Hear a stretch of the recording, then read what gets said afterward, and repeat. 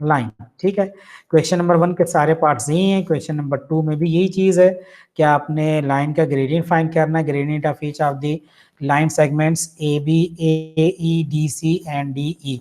तो ये अगर आप देखो तो इसके अंदर भी इसी तरह, लेट्स सपोज कि क्वेश्चन 2 की अगर हम बात करें तो क्वेश्चन 2 में है द पॉइंट ए 0 1, ये ए के कोऑर्डिनेट्स हैं 0 1, बी के कोऑर्डिनेट्स हैं 7,1, सी के कोऑर्डिनेट्स है 6,0, डी के कोऑर्डिनेट्स हैं 0,5 एंड ई के कोऑर्डिनेट्स है 6,4, ठीक है।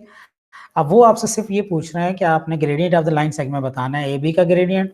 सो ए बी का ग्रेडियंट आपके पास है ए से लेके बी तक, ये लाइन है, इस लाइन का ग्रेडियंट अभी अभी जिस तरह आपने क्वेश्चन नंबर 1 में सीखा कि 2 पॉइंट से आपने ग्रेडियंट कैसे निकालना है, सेम वही चीज़ है यहाँ पर भी कि इन 2 पॉइंट से आपने ग्रेडियंट कैसे निकालना है, इस मेथड से आप इसका ग्रेडियंट फाइंड कर लेंगे, ठीक है जी। उसके बाद देखें आप, नेक्स्ट है क्वेश्चन नंबर 3 पे अगर आप आए तो gradient of the line joining the points -3, -7 and 4, p is 3/5, find the value of p। अब ये जो 2 पॉइंट्स हैं उनका ग्रेडियंट ऑलरेडी क्वेश्चन में गिवन है, ठीक है। जिस तरह वो कह रहे हैं कि -3 -7 ये पॉइंट है और दूसरा पॉइंट है 4, p, तो ये ग्रेडियंट ऑलरेडी इन दोनों पॉइंट्स का हमारे पास ऑलरेडी गिवन है 3/5। ऑल्दो पॉइंट्स में से एक कोऑर्डिनेट मिस है और वो है दूसरे वाले पॉइंट में 4, p एक अननोन है। तो आप इसका ग्रेडियंट फाइंड करें, जो ग्रेडियंट फाइंड करने का फार्मूला है, और उससे आप इसको देखें कि कैसे सॉल्व होता है। ये मैं आपको करके दिखाता हूँ, देखें ये इस तरह से होगा। देखें इसमें हम ये करेंगे कि आपके पास ये लेट सपोज हम ये कह देते हैं कि जी ये क्वेश्चन नंबर 3 है, क्वेश्चन नंबर 3 को सॉल्व करेंगे कि ये आपके पास आ जाएगा।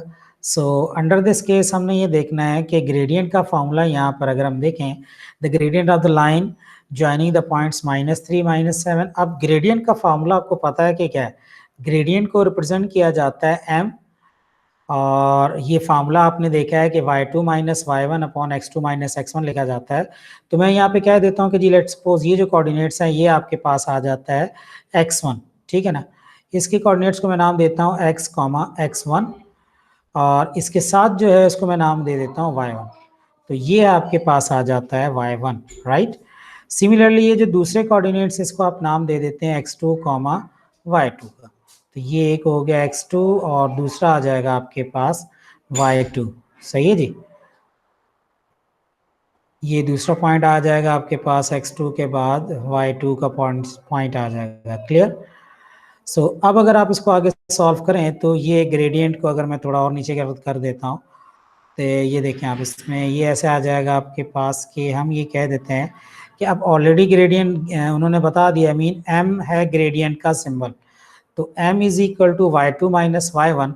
तो यहाँ y2 क्या बनता है, y2 यहाँ बनता है p को हम कहेंगे y2, ये मैंने लिखा अभी इधर, ये यहाँ पे आप लगा दें जी y2 की जगह ये आ गया, ठीक है। सो ये y2 हो गया आपके पास, y2 बन जाएगा आपके पास p, और y1 की जगह हो जाएगा आपके पास, y1 की जगह आएगा आपके पास ये वाला नंबर दैट इज -7। तो एक तो माइनस साइन आपने लगा दिया इधर और दूसरा -7 आपने यहाँ लगा देना।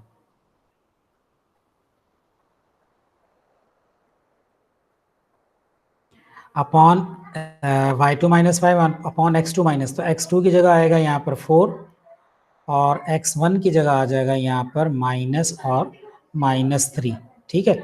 सो अब ये चीज़ क्या बन जाएगी आपके पास, इसको हम इस तरह से लिख सकते हैं कि इसको, अब ग्रेडियंट क्या है, ऑलरेडी ग्रेडियंट हमारे पास है कि ग्रेडियंट है आपके पास 3/5, तो मैं यहाँ पे लिख दूंगा ग्रेडियंट की जगह 3/5।